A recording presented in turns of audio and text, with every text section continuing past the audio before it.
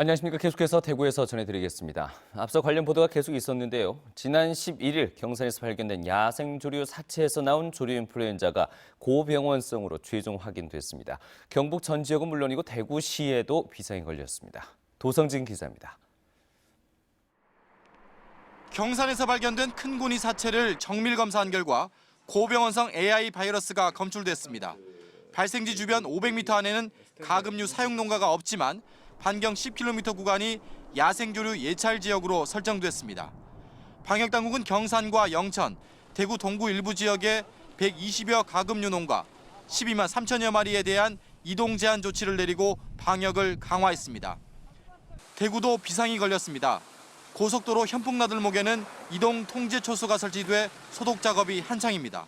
양재장에 다니는 사료차나 닭이나 오리를 싣고 다니는 차량과 달걀을 싣고 다니는 차량만 합니다.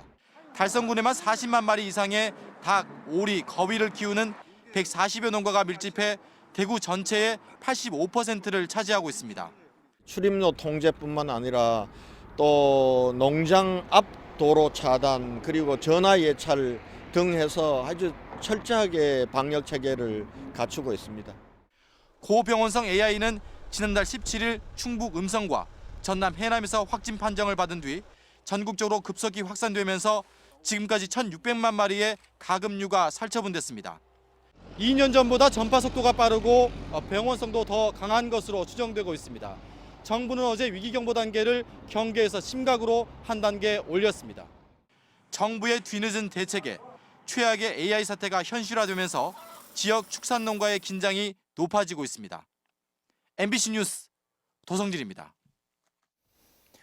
지난 2011년부터 지역의 특화 자원을 활용해서 소득을 창출하는 마을 기업이 올해 경상도에서 100개를 돌파했습니다. 일자리 창출은 물론이고 마을 공동체 활성화에도 한 몫을 하고 있다고 합니다. 한태영 기자가 보도합니다. 구미의 한 목공소에 작업이 한창입니다.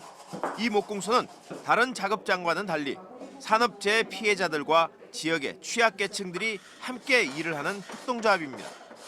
지역민들로만 구성된 이 목공소는 2년 전부터 정부로부터 지역의 특화자원을 활용한 마을 기업으로 인정받아 자금도 지원받았습니다.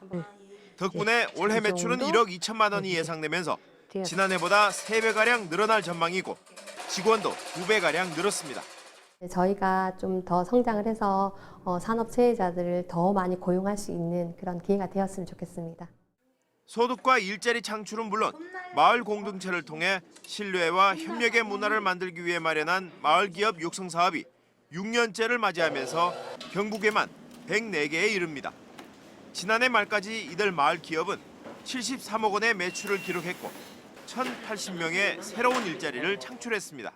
이 수익 사업을 통해서 일자리도 만들어내고 수익 사업을 통해서 또 이익도 만들고 그리고 또 이 일을 같이 함께하는 과정에서 지역과 마을을 활성화시키는 데 기여하는 경상북도는 마을 기업들이 자립할 수 있도록 생산 제품의 판로 개척에도 적극 나서고 있습니다. 내실 있는 운영을 위해 갖고 심사 단계부터 수익성이나 지속성, 성장 가능성을 엄격히 검토해서 지정을 하고 갈수록 주변에 늘어나고 있는 마을 기업들이 지역 특성에 맞는 제품을 생산해 자립 기반을 다지면서 작은 공동체에 좋은 본보기가 되고 있습니다. MBC 뉴스 한태현입니다.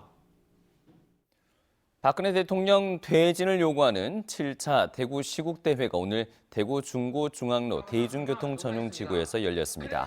주최 측 추산 5,000명, 경찰 추산 1,200여 명의 시민들이 모인 가운데 본행사에 이어서 중앙로와 반월당 일대를 행진했고 현재는 만민공동회와 콘서트를 진행하고 있습니다.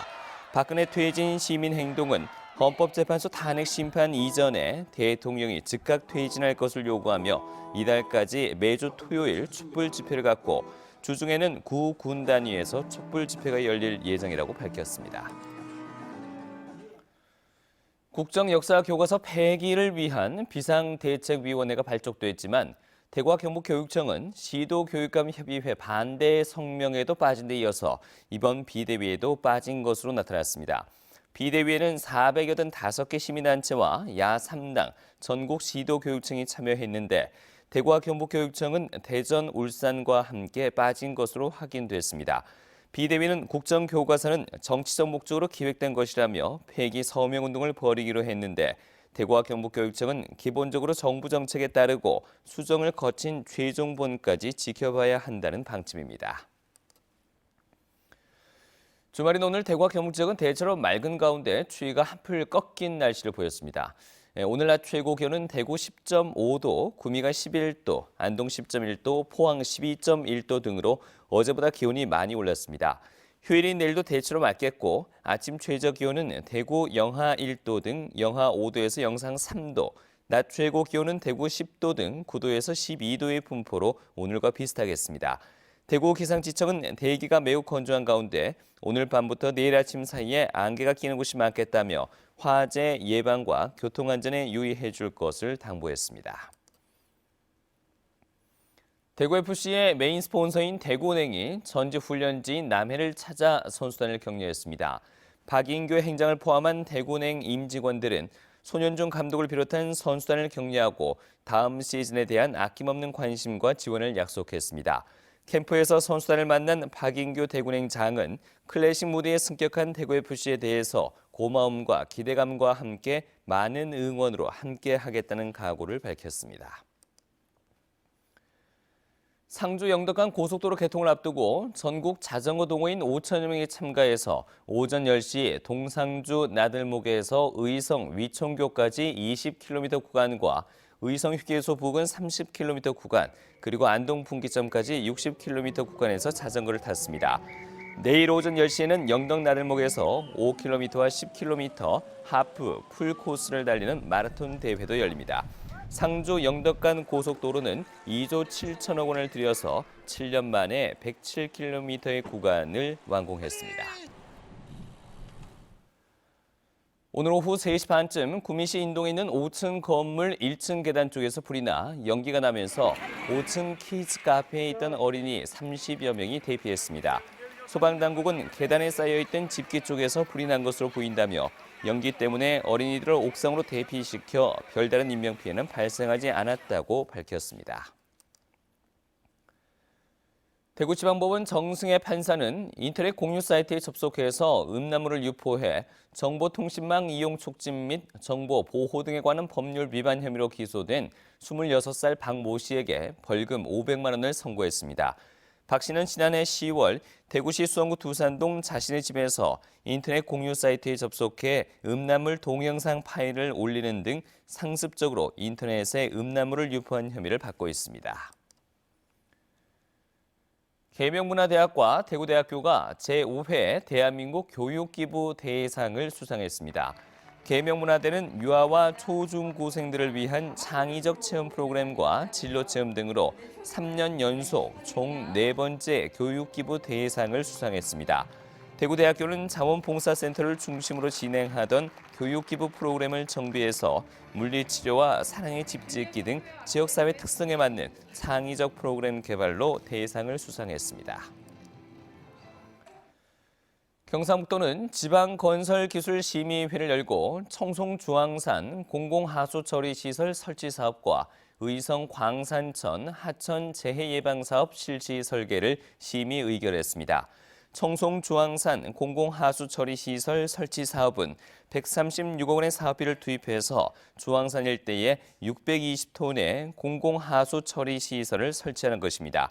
의성 광산천 하천 재해예방사업은 의성군 신평면 청운리 일대 하천에 215억 원을 들이는 사업으로 옹벽 등의 안전성을 확보하는 방안을 보완하는 조건으로 의결했습니다. 조업 환경 악화로 나홀로 조업에 나서는 어민이 늘면서 관련 사고도 잇따르고 있습니다.